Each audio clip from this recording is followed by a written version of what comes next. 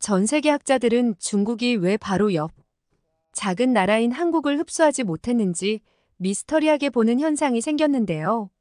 이와 관련해 미국의 명문대 강의실에서 중국이 한국을 점령하지 못한 이유에 대해 유명 교수가 설명하고 있습니다. 과연 이 강의실에서는 명확한 이유를 밝힐 수 있는지 오늘의 이야기 시작하겠습니다. 안녕하세요.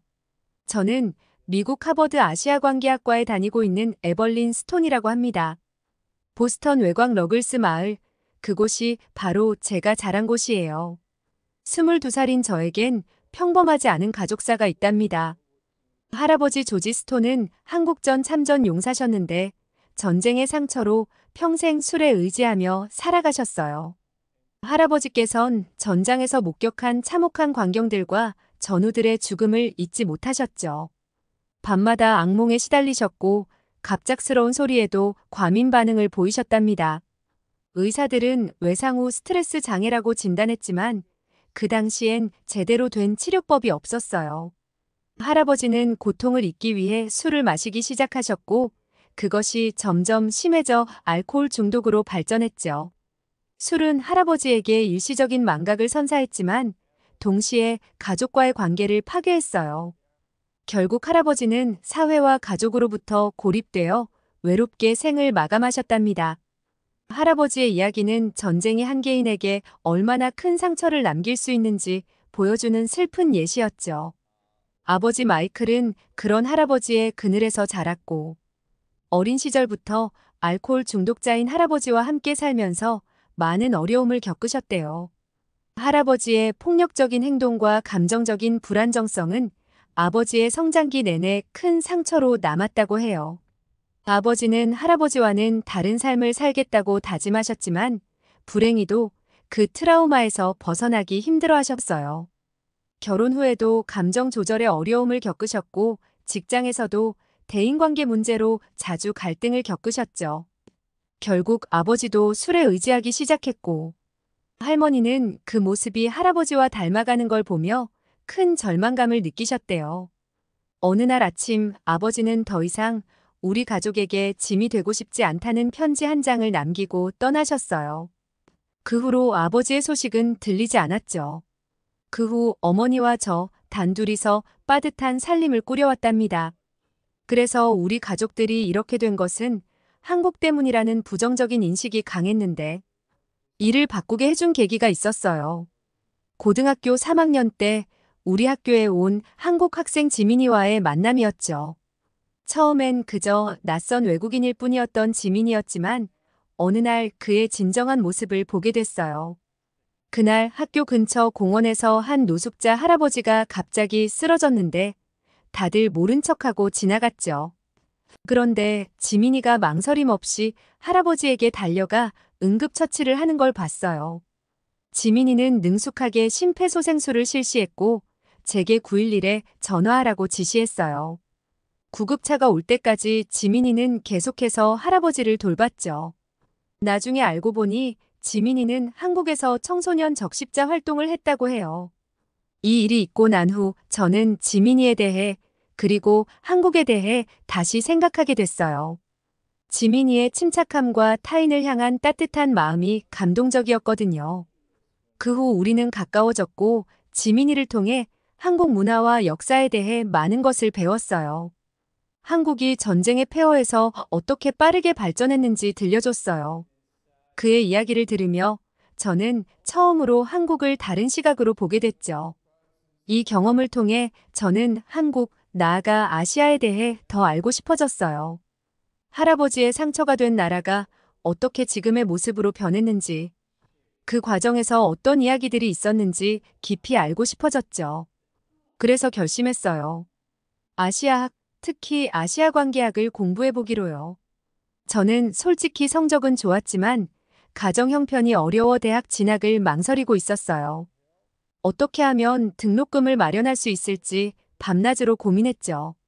아르바이트를 하며 돈을 모으려 했지만 하버드 같은 명문대의 엄청난 학비를 감당하기엔 역부족이었어요.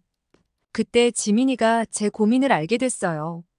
지민이는 제 재능과 열정을 높이 평가하며 꼭 좋은 대학에 가서 꿈을 펼쳐야 한다고 격려해줬죠. 그리고 장학금 제도에 대해 함께 알아보자고 제안했어요. 결국 저는 하버드대 아시아관계학과에 저소득층 특례 입학 장학생으로 입학하게 됐어요. 합격 소식을 들었을 때 지민이가 저보다 더 기뻐하더라고요. 드디어 하버드대학교 아시아관계학과에 입학하게 되었습니다. 첫날 캠퍼스에 들어섰을 때의 그 설렘과 긴장감은 아직도 생생해요. 붉은 벽돌 건물들과 아이비로 뒤덮인 담장들. 모든 것이 꿈만 같았죠. 오리엔테이션 날 저는 다양한 국적의 학생들을 만났습니다. 그 중에서도 리웨이 천이라는 24살의 중국 유학생이 특히 눈에 띄었어요. 처음엔 그의 자신감 넘치는 태도가 인상적이었죠.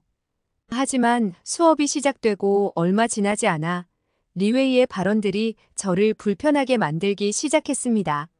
그는 중국몽이라는 개념을 자주 언급하며 중국의 패권이 아시아를 넘어 세계로 뻗어나갈 것이라고 주장했어요. 한 번은 동아시아 역사 수업에서 리웨이가 이렇게 말했죠. 한국과 일본의 문화는 사실 중국 문화의 아류에 불과합니다. 그들의 현대적 성공도 결국 중국의 영향력 덕분이에요. 저는 그 말을 듣고 화가 났지만 아직 충분한 지식이 없어 제대로 반박하지 못했습니다. 다행히 교수님께서 리웨이의 주장에 대해 비판적인 질문들을 던지셨어요. 각 나라의 고유한 문화적 특성은 어떻게 설명할 수 있을까요? 현대 한국과 일본의 성공을 단순히 중국의 영향으로만 볼 수 있을까요? 이런 토론들을 들으며 저는 아시아의 역사와 문화에 대해 더 깊이 공부해야겠다고 다짐했습니다. 특히 한국에 대해 더 많이 알고 싶었죠. 지민이에게서 들은 이야기들, 그리고 할아버지의 경험. 이 모든 것들이 제게 새로운 의미로 다가왔어요. 학기가 진행될수록 저는 도서관에서 더 많은 시간을 보내게 되었습니다. 한국의 역사, 문화, 그리고 현대 사회에 대한 책들을 찾아 읽었죠. 점점 리웨이의 주장에 대해 의문을 제기할 수 있는 근거들을 찾아갔습니다. 하지만 여전히 자신감이 부족했어요. 제 의견을 말하려고 할 때마다 목소리가 떨리고 말문이 막혔죠. 그럴 때마다 지민이의 격려를 떠올렸습니다. 넌 할 수 있어, 에벌린. 내 이야기는 가치가 있어. 학기 중반 오드 아르네 베스타 교수님의 동아시아사 강의가 시작됐어요. 첫 수업부터 교수님의 독특한 접근 방식에 매료되었죠. 특히 중국은 왜 한국을 완전히 점령하지 못했는가? 라는 주제로 시작한 강의는 정말 흥미진진했습니다. 베스타 교수님은 한국의 역사를 새로운 시각으로 조명하셨어요. 한국이 자신만의 언어와 문화를 지켜낸 것은 세계사적으로 매우 특별한 사례입니다. 이 말씀을 듣는 순간 제 가슴이 뛰기 시작했죠. 교수님은 계속해서 설명하셨습니다. 한글의 창제, 조선의 성리학 발전, 그리고 현대의 문화적 영향력까지. 이 모든 것이 한국의 독자성을 보여주는 증거죠. 그때 리웨이가 갑자기 손을 들고 발언을 시작했어요. 하지만 교수님, 그건 중국의 문화적 포용성 덕분 아닌가요? 중국은 다른 문화를 억압하지 않고 받아들였기 때문에 한국 문화가 발전할 수 있었던 겁니다.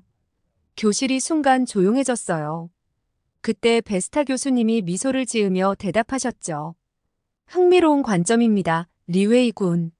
하지만 역사적 사실들을 살펴보면 좀 다른 결론에 도달하게 될 거예요. 교수님은 이어서 고구려의 항쟁, 임진왜란 때의 의병활동, 그리고 일제강점기의 독립운동 등을 예로 들며 한국인들의 끈질긴 저항 정신을 설명하셨습니다. 이런 역사적 사실들은 한국이 단순히 포용된 것이 아니라 적극적으로 자신의 정체성을 지켜왔다는 것을 보여줍니다. 리웨이의 얼굴이 붉어지는 게 보였어요. 다른 학생들도 고개를 끄덕이며 교수님의 설명에 동의하는 듯 했죠. 베스타 교수님은 강의를 이어가셨어요. 여러분, 우리가 오늘 다루는 주제는 세계사에서 정말 흥미로운 미스테리 중 하나입니다. 거대한 중국이 왜 작은 한반도를 완전히 흡수하지 못했는지. 이는 많은 역사학자들을 곤혹스럽게 만드는 질문이죠. 교수님의 말씀에 교실 전체가 집중했습니다. 한국은 중국과 육지로 연결되어 있으면서도 독자적인 문화와 언어를 유지해왔어요. 이는 정말 특별한 사례입니다. 그러면서 교수님은 지도를 보여주셨어요. 보세요. 한반도의 북쪽은 중국과 접해 있지만 험준한 산맥이 천연 방벽 역할을 했습니다. 서해는 적당한 거리로 중국과 한국을 분리시켰죠. 이런 지리적 특성이 한국의 독립성 유지에 큰 역할을 했어요. 교수님은 계속해서 설명하셨습니다. 하지만 지리적 요인만으로는 설명이 부족해요. 한국인들의 강한 민족 정체성과 문화적 독창성도 중요한 요인이었습니다. 특히 한글 창제는 문화적 독립성을 지키는데 결정적인 역할을 했죠. 이어서 교수님은 한국의 역사적 사건들을 언급하셨어요. 고구려의 수나라 침략 저지, 고려의 몽골 침입 대응, 조선의 임진왜란 극복. 이 모든 사건들은 한국인들의 끈질긴 생존력을 보여줍니다. 저는 이 말씀을 듣고 무릎을 탁 쳤어요. 할아버지의 일기장에 나온 내용들이 떠올랐거든요. 한국 전쟁 당시 한국인들의 끈질긴 저항과 재건 의지. 그것이 바로 이긴 역사의 연장선상에 있었던 거예요. 교수님은 마지막으로 이렇게 말씀하셨습니다. 한국의 역사는 단순히 큰 나라에 흡수되지 않은 것을 넘어 끊임없는 도전 속에서 자신만의 문화를 발전시켜온 이야기입니다. 이것이 바로 세계사에서 한국이 특별한 위치를 차지하는 이유죠. 그 순간 저는 할아버지의 일기장 내용이 떠올랐습니다. 할아버지께서 본 한국인들의 용기와 끈기. 그것이 바로 베스타 교수님이 말씀하신 역사의 연장선상에 있는 거였어요.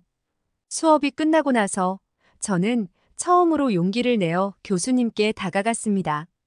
교수님, 제 할아버지는 한국전 참전 용사셨어요. 할아버지의 경험담을 들으며 자랐는데 오늘 강의를 듣고 그 의미를 새롭게 깨달은 것 같아요. 베스타 교수님은 관심 깊게 제 이야기를 들어주셨어요. 에벌린, 그런 개인적인 연결고리가 있다니 정말 흥미롭군요. 당신의 연구에 그런 경험을 접목시킨다면 아주 독특한 시각을 제시할 수 있을 겁니다. 베스타 교수님의 조언에 힘을 얻은 저는 도서관으로 향했습니다. 한국어 원서를 찾아 더 깊이 있는 연구를 하고 싶었거든요. 하지만 한국어를 전혀 모르는 제게 그것은 쉽지 않은 도전이었습니다. 혹시 도움이 필요하세요?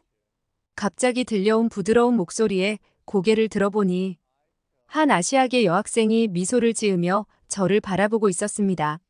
아, 네. 한국어 원서를 찾고 있어요. 하지만 한국어를 못해서요. 제가 도와드릴게요. 저는 윤서아라고 해요. 한국에서 왔어요.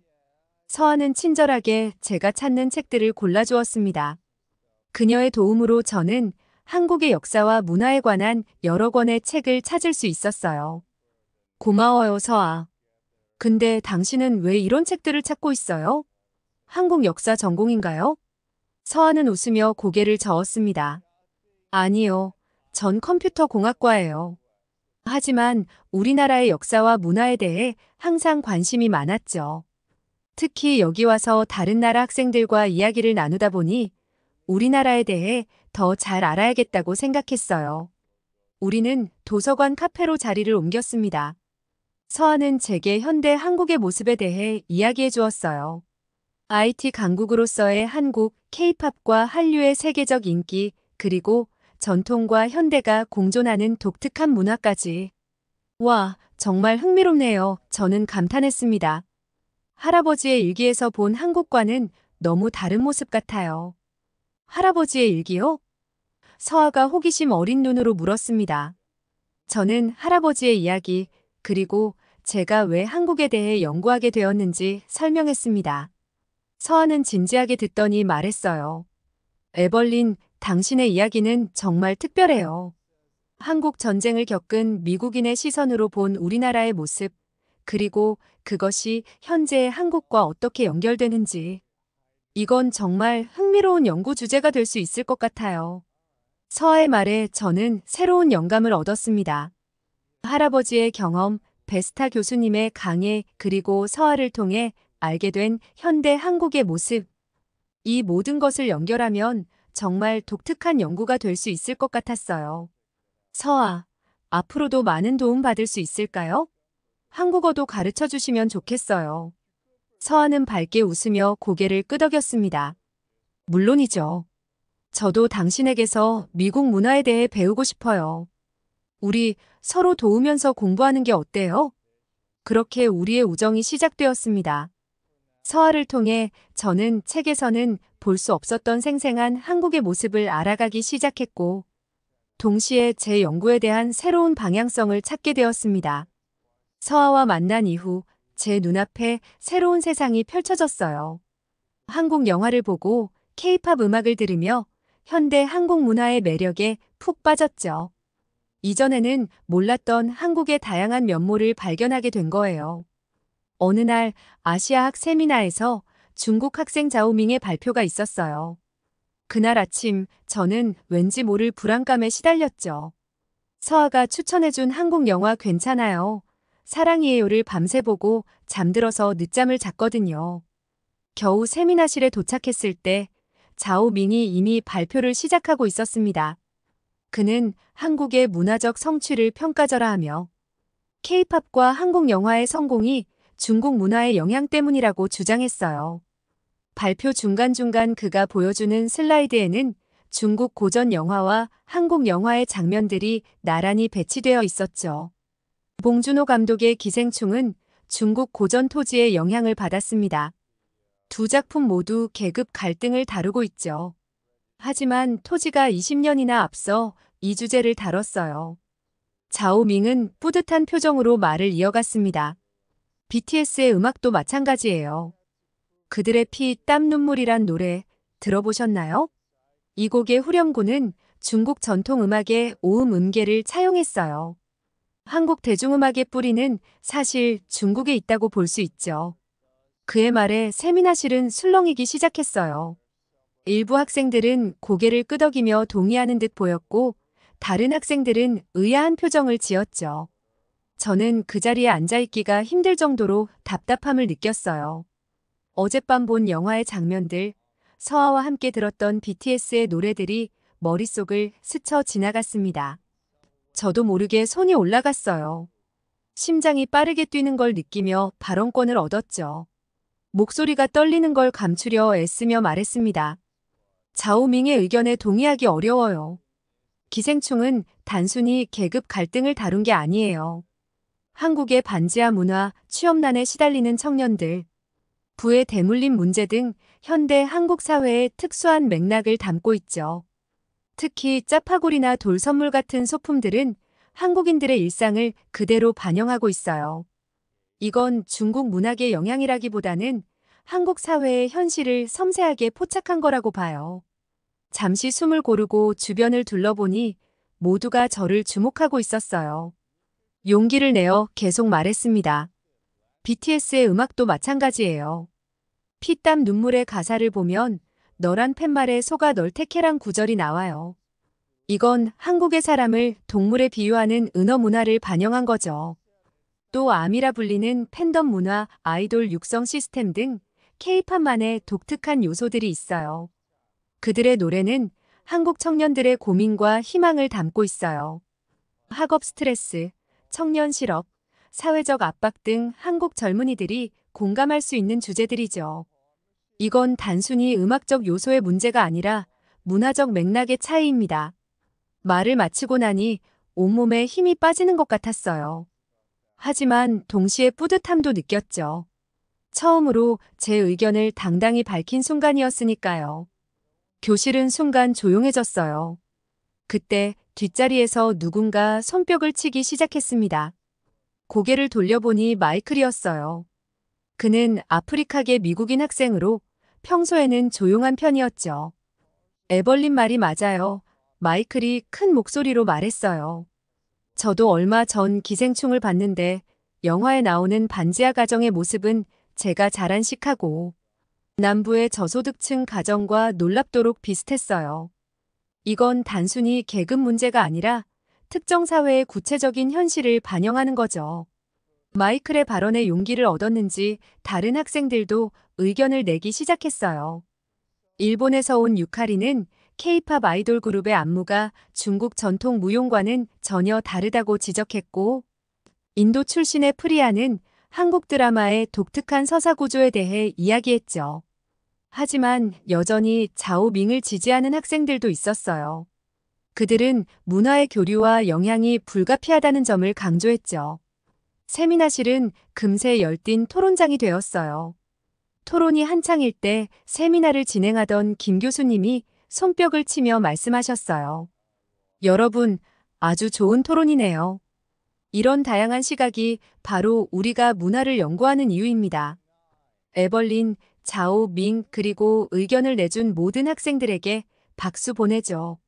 세미나가 끝난 후 흥분된 마음을 가라앉히며 도서관으로 향했어요. 마이클이 따라와 어깨를 툭 치더니 말했죠. 멋졌어, 에벌린. 내 덕분에 정말 흥미진진한 토론이 됐어.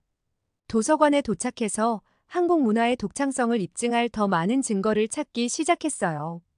마이클의 지지에 힘을 얻어 더욱 열심히 자료를 찾았죠. 그날 밤 서아에게 있었던 일을 모두 이야기했어요. 서아는 제 용기에 감동받았다며 함께 연구를 도와주겠다고 제안했어요. 에벌린, 대단해요. 그리고 말이에요. 이번 주말에 보스턴 한인문화센터에서 한국문화축제가 열려요. 거기 가면 당신의 연구에 도움이 될 만한 것들을 많이 발견할 수 있을 거예요. 마이클도 함께 가자고 하면 어떨까요? 서아의 제안에 기쁘게 동의했어요. 마이클에게도 연락해 함께 가기로 했죠. 한국 문화의 독창성을 입증하는 여정이 이제 막 시작된 것 같았고, 든든한 동료들과 함께여서 더욱 자신감이 생겼어요. 주말이 되어 서아, 마이클과 함께 보스턴 한인 문화센터로 향했어요. 축제장에 도착하자 화려한 한복을 입은 사람들과 맛있는 음식 냄새가 우리를 반겼죠. 와, 정말 활기차네요. 마이클이 감탄사를 내뱉었어요. 서아가 웃으며 말했어요. 이게 바로 흥이에요. 한국 사람들의 에너지 넘치는 문화죠. 축제장을 돌아다니며 다양한 한국 문화를 체험했어요.